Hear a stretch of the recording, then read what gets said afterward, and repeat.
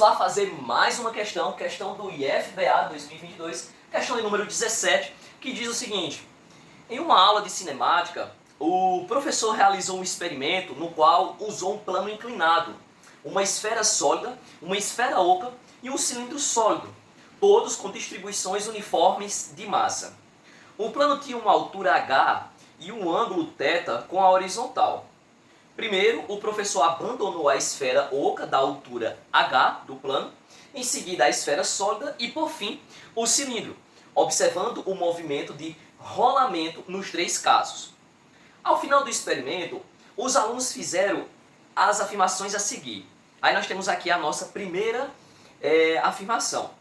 A velocidade dos objetos na base do plano foi a mesma. Segundo, tem maior velocidade o objeto com menor momento de inércia. Terceiro, o objeto com maior massa tem maior velocidade na base do plano.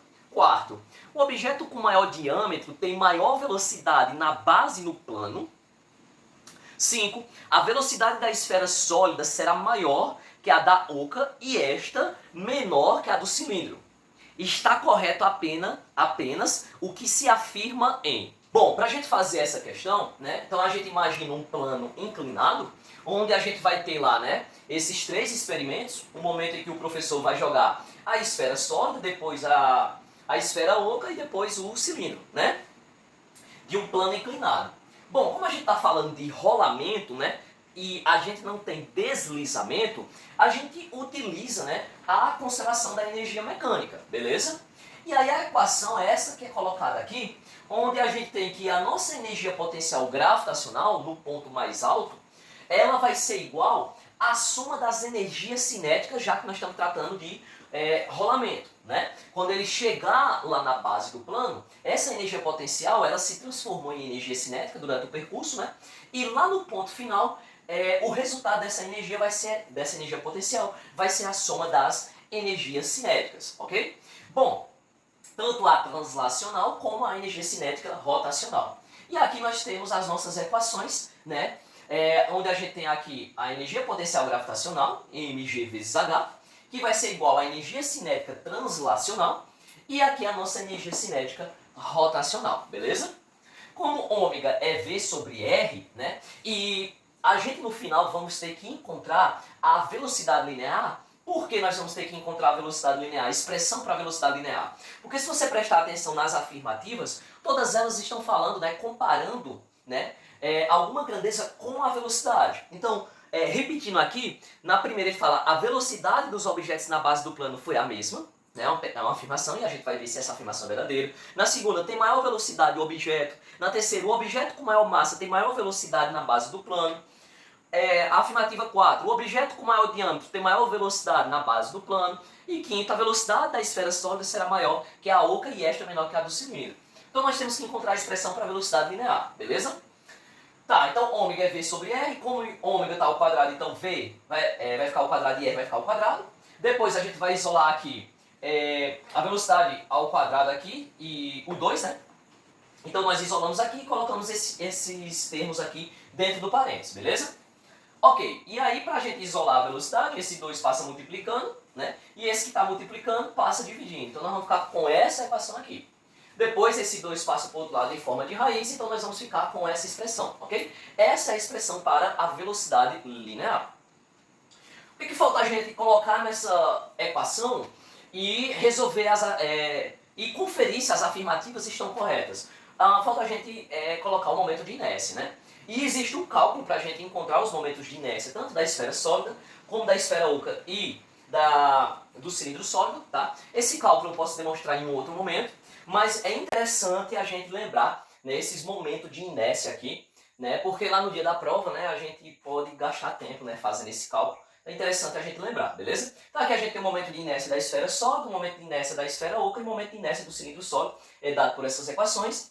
E aqui eu já deixei em preto, né, porque se a gente deixar em um único denominador, e aqui no caso, né, a gente consegue deixar para o denominador 30, a gente consegue observar, né, quem é que tem o maior momento de inércia, né? Então veja que na esfera oca aqui nós estamos pegando 20 dividido para 30, e a esfera oca é a que tem o maior momento de inércia, né? Depois, o segundo maior vai ser o do cilindro sólido e por último, da esfera sólida, beleza?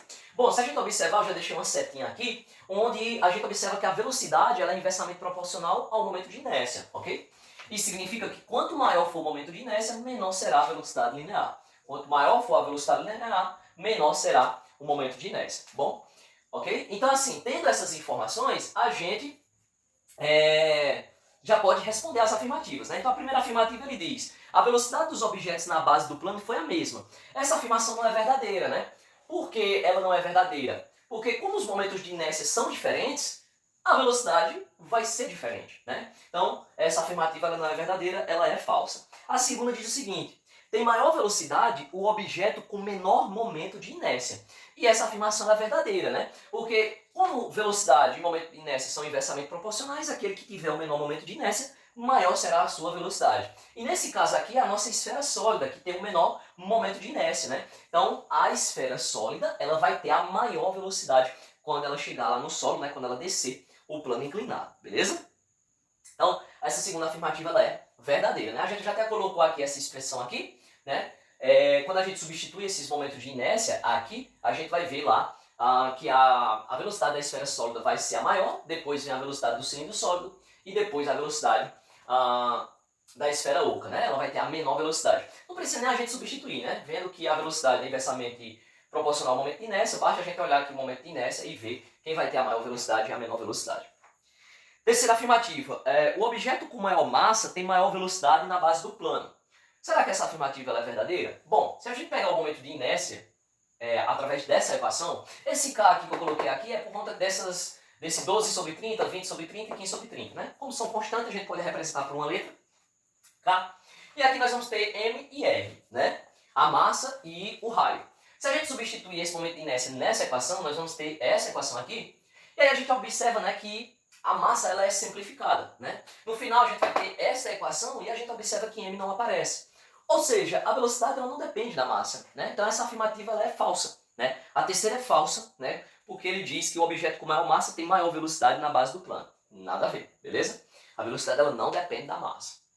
A quarta afirmativa, ela também é falsa, porque a gente observa nesse cálculo aqui que o raio, ele simplifica também. E como o raio ele não é relevante, o diâmetro também não é, né? Então, o diâmetro aí, quando ele diz assim, né? O objeto com maior diâmetro tem maior velocidade na base do plano. Não importa, pode ter maior ou menor, velocidade não vai depender disso, né? Então, é falso também. E por último, a velocidade da esfera sólida será maior que a da oca. E a gente já colocou aqui, ó, a esfera sólida é maior do que a da oca. É verdade, porque a da esfera sólida é a que tem a menor momento de inércia e a da oca é a que tem a maior momento de inércia, né? E esta é menor que a do cilindro, verdade. A oca é menor do que a do cilindro. Então, essa 5 aqui é verdadeira.